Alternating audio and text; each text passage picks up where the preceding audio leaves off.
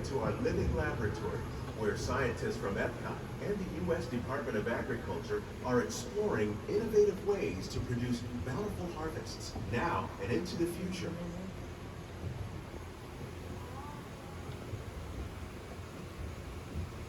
The tropics are home to the greatest diversity of plants on the planet. Many of these, like papaya, bananas, cacao, coffee, and rice, are well known around the world. These are just a few of the edible plants that have been an important source of nutrition for people living in the tropics. Many are rich in vitamins and minerals, while others are well adapted to growing in less than ideal conditions. Some, like the water lily, thrive in wet, swampy areas and waterways. All parts of this plant, even the flower petals, are edible. The starchy root of the plant has long been used to make flour for baking.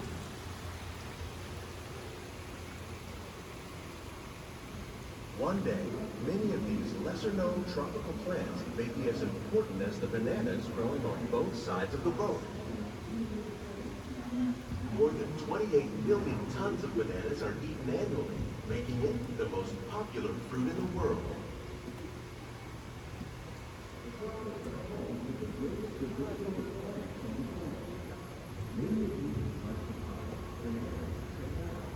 You mentioned farming.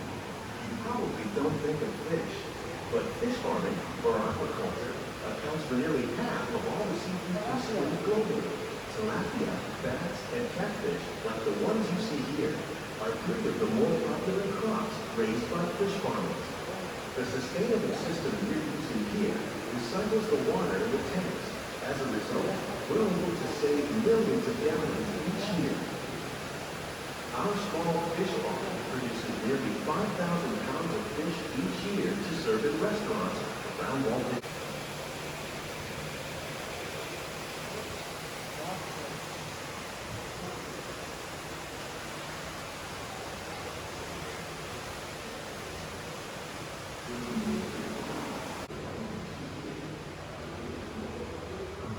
While there are more than 50,000 edible plant species in the world, most of us are only familiar with the handful that make up our everyday diet.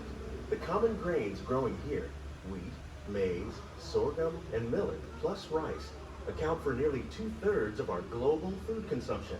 Learning how to increase yields of these staples is an important goal of research around the world.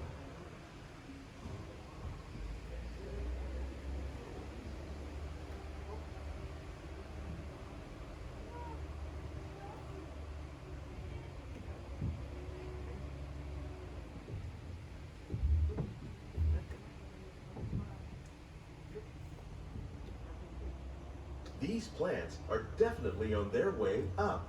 Innovative growing techniques like these increase yields while more efficiently using resources like water, fertilizer, and pesticides. Another innovation at work here is our integrated pest management program.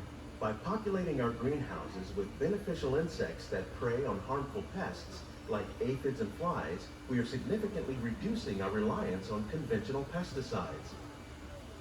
We're growing these crops using our nutrient film system. This technique precisely controls and recycles water and nutrients. With it, we can produce over 27,000 heads of lettuce a year in this one small area.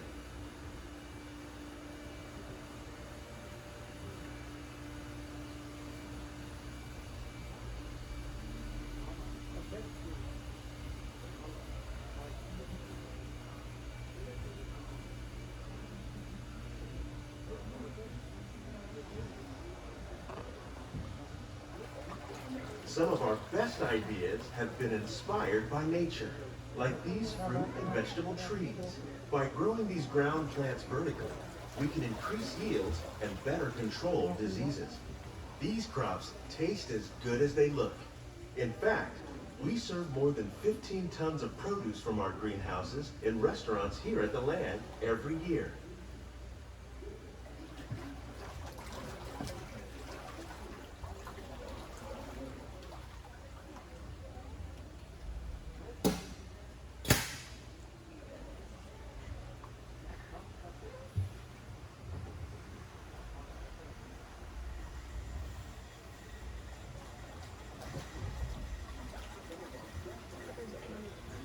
The future of agriculture may include innovative ideas like this vertical growing system. Plants grown in this way use a fraction of the space required by traditional growing methods. That saves water and increases production. The aquaponics system on your left combines hydroponics with aquaculture. The fish provide a natural source of fertilizer for the plants, and the plants help keep the water clean for the fish. It's another great way to produce more while using less. In our lab, Epcot scientists are working with the U.S. Department of Agriculture on a number of innovative projects. The goal of these efforts is to produce higher yielding and better quality plants.